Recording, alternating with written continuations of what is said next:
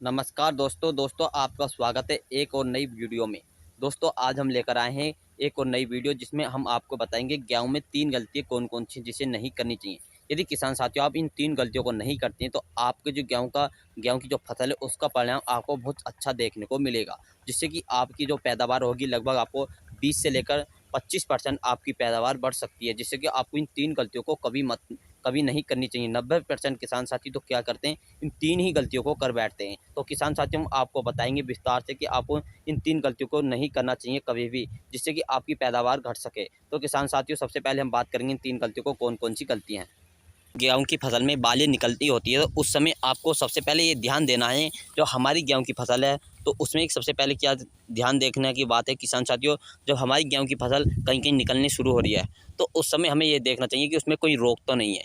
सबसे पहले इस बात पर विशेष चर्चा होनी चाहिए कि हमारी गेहूँ की फसल में कोई रोग तो नहीं है। यदि हमारी गेहूँ की फसल में कोई रोग आ जाता है और जो बालें निकलती है तो उस समय काफ़ी नुकसान देखने को मिलता है। तो इसलिए सबसे पहले आपको ये जानकारी होनी चाहिए कि हमारी गेहूँ की फसल में कोई रोग तो नहीं आ चुका है। यदि उसमें रोग आ गया है तो उस रोग की रोकथाम आपको अवश्य करनी चाहिए। नंबर 1 पर तो आपको ये जानकारी ज़रूर होनी चाहिए। किसान साथियों नंबर 2 पे हम बात करेंगे, जो आपको विशेष ध्यान रखना है, जब हमारी गेहूँ की फसल में बालियाँ तो निकलती है उस समय हमारे किसान साथी 90% किसान साथी क्या करते हैं, जब हमारी गेहूँ की फसल में बालियाँ निकलती है तो उस समय सिंचाई पर पूरा ध्यान नहीं दे पाते। तो सिंचाई पे पूरा ध्यान नहीं दे पाते और उसमें जो नमी होती है वो सूख जाती है। उसमें नमी अच्छी पर्याप्त मात्रा में नमी नहीं बन पाती, यानी नमी नहीं रहती। तो उस समय सभी किसान साथियों को क्या करना चाहिए कि उसमें खेत के अंदर ज़रूर अपने खेत के अंदर आवश्यक चेक करना चाहिए कि उसमें नमी पर्याप्त मात्रा में है या नहीं। यदि उसमें नमी नहीं है तो आपको बहुत हल्की सिंचाई करनी है। सिंचाई किसान साथियों कैसे करनी है, यदि सिंचाई आपको विशेष ध्यान रखें, क्योंकि इस समय आप देख रहे होंगे कि मौसम का काफ़ी मौसम का अलदा-बलदाव चल रहा है, जिससे कि मौसम में हवा का बदलाव हो रहा है। तो इस समय आपको विशेष ध्यान रखना चाहिए कि जब हवा चले उस समय हमें सिंचाई भी नहीं करनी है। यदि आप सिंचाई कर देते हैं उस समय और बालें निकलनी है और फसल गिर जाती है तो उससे काफ़ी नुकसान देखने को मिलेगा।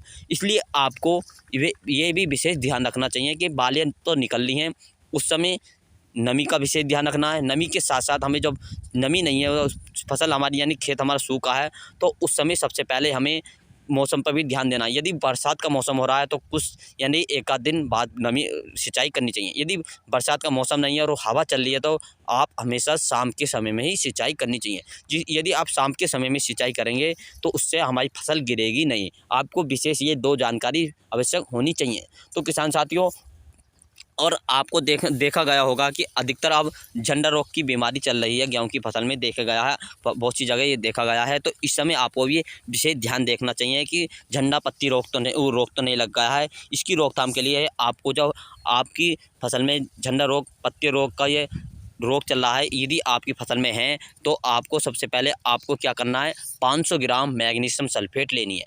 यदि पत्ती झंडा रोग तो हो चुका है तो उसकी रोकथाम के लिए आपको 500 ग्राम मैग्नीशियम सल्फेट लेनी है। इसकी पूर्ति आपको जो हो इसकी पूर्ति हो जाती है तो आपको जो झंडा रोग होगा वो आगे नहीं बढ़ पाएगा, वहीं समाप्त हो जाएगा। तो आपको भी ये विशेष ध्यान रखना चाहिए।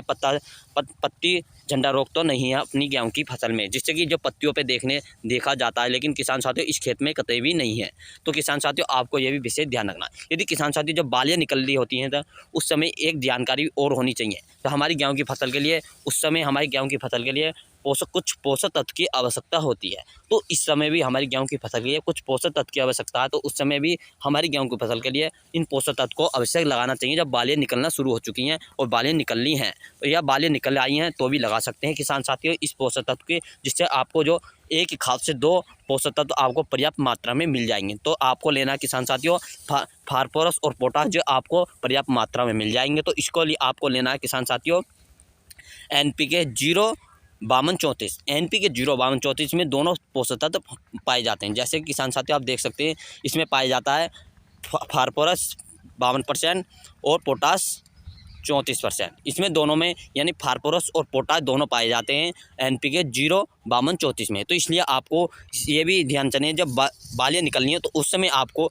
NPK 52-34 का स्प्रे तो आपको आवश्यक ही करना है किसान साथियों, जिससे आपकी बालियाँ अच्छी बनेंगी, बालियों का साइज लंबा रहे। और बालियों का साइज लंबा रहेगा तो किसान साथियों काफ़ी दाने बनेंगे तो उसमें किसान साथियों उसमें दानों की संख्या काफ़ी रहेगी तो किसान साथियों उसमें मक्खियों की संख्या भी बन पाएगी अच्छी। दाने का भराव रहेगा 100% दाने की बालिया में भराव अच्छा रहेगा। वजनदार दाना रहेगा, तना काफ़ी मजबूत हो जाएगा किसान साथियों। कभी कभी उसमें देखा गया कि तना हो जाता है तो उसका तना भी काफ़ी मजबूत हो जाता है। तो इसलिए आपको भी NPK 52-34 का स्प्रे तो आपको अवश्य करना है बाले निकलते समय। तो किसान साथियों यदि हमारी वीडियो आपको अच्छी लग रही है तो वीडियो को लाइक, चैनल को सब्सक्राइब कर दें किसान साथियों।